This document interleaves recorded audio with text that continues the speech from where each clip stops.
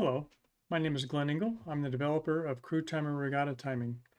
In this video, I'll be showing you how to use CrewTimer for management of penalties for your regatta. Most regattas will provide you with a tablet or iPad that is pre-configured with CrewTimer already. If you're setting it up yourself on your own device, you can find CrewTimer in the Play Store by searching for CrewTimer. Let's get started. On the right, you'll see an image of an iPad, and there's two CrewTimer icons on the iPad. One is on the desktop and the other is in the quick launch area down below. On your iPad, you'll start just by selecting one of those two. CrewTimer will start up, and the first thing that CrewTimer will do when it starts is ask you to confirm your day of regatta. In this case, I'm going to proceed with Saturday, and if it was the second day of the regatta, I would use Sunday. If your regatta doesn't have multiple days, then it won't ask this question. The first thing you'll want to do is to customize the tablet with your name. And to do that, you go in the upper left corner, press the menu button.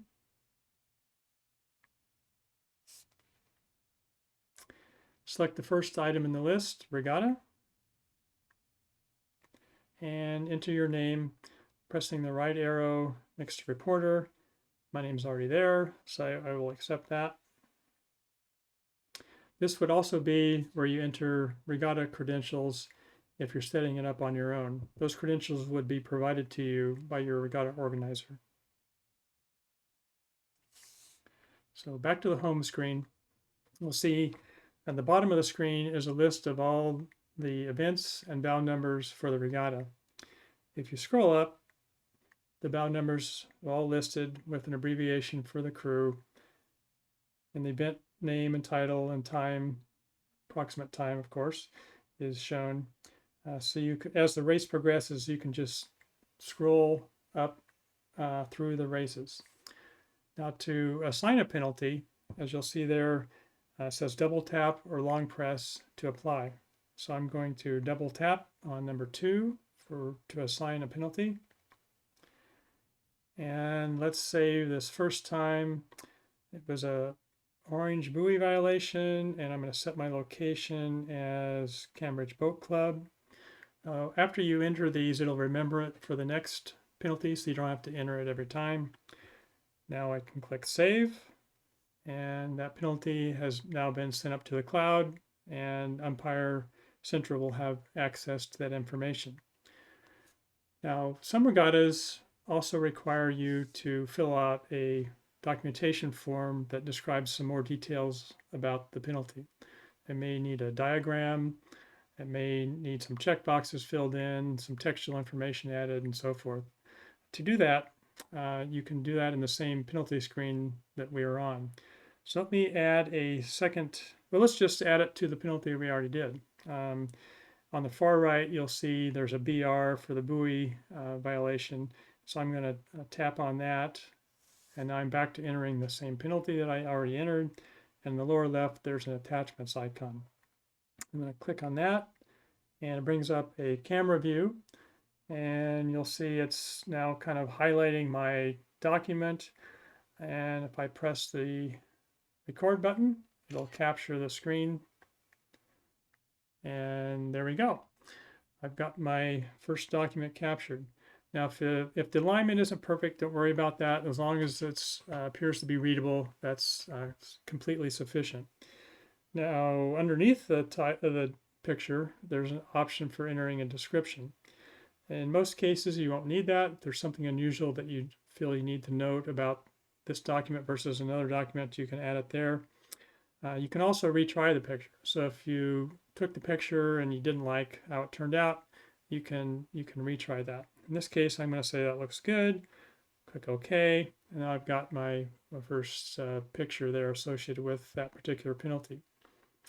Now let's say that I also wanted to take a regular picture, not just of a document, but maybe of the scene for some reason. I can do that by clicking the camera icon. And one of the options that shows up is a toggle between landscape and document mode. In landscape mode, it doesn't show the rectangular highlighting, and it just takes a picture of the whole scene. So if I say show my cables here, I can take a picture of that. I can add a description since this may be unusual. I can say cables, say done, and now OK. And I've attached a second picture to this particular penalty. Now, when I click save, what's going to happen is it's going to send this information up to the cloud. You'll see it's shown in yellow there while it's communicating to the internet.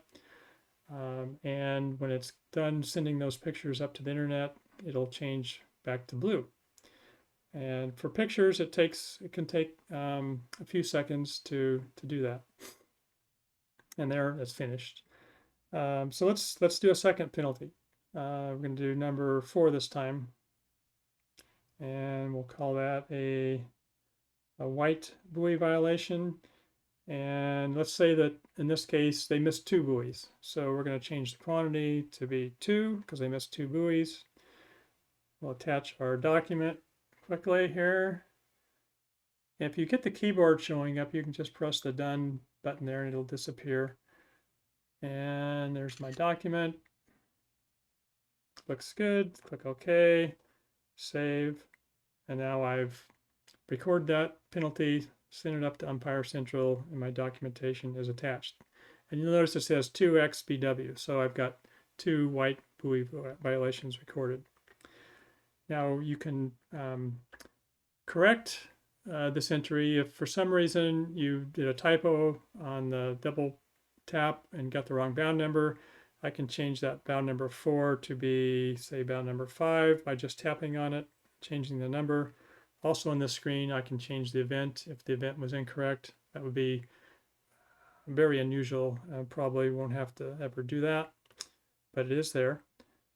Save that, and now I've changed that to bound number 5. Let me talk a little bit about some other unusual conditions that you may encounter. The chief one among them is a boat coming across with no bound number, and but you still need to record a penalty for it if it passed a buoy.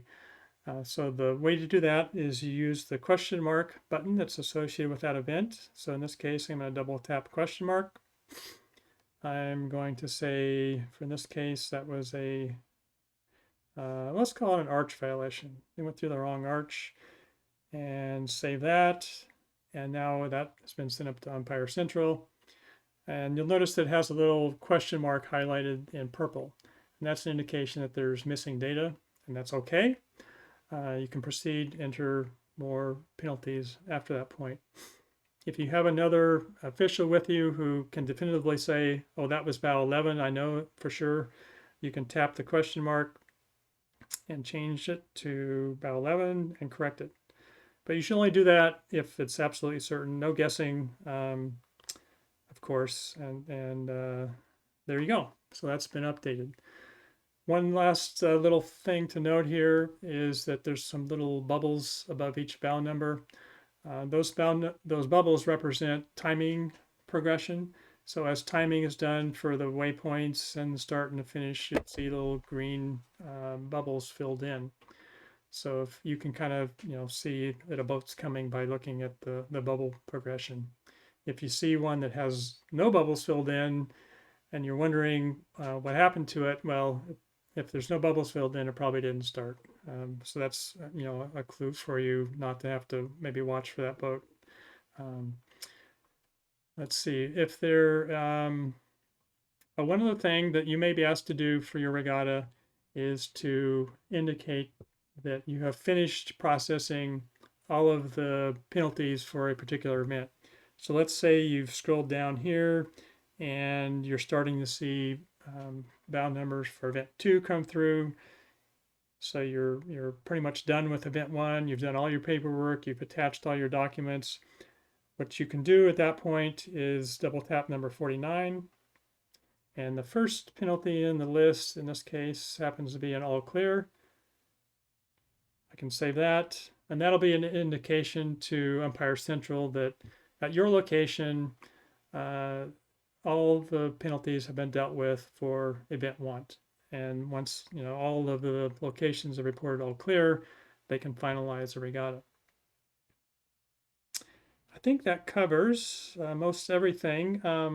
You'll notice in the middle there it says penalties Saturday.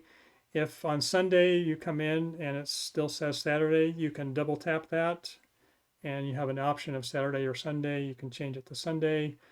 And when you do that, all the lineups will change to reflect Saturday. So I think that covers it. I hope you found this video useful for your regatta. One of the primary goals of CrewTimer is to make the timing simple and accurate. And I'm sure that that'll be the case for your regatta as well. Thanks for watching.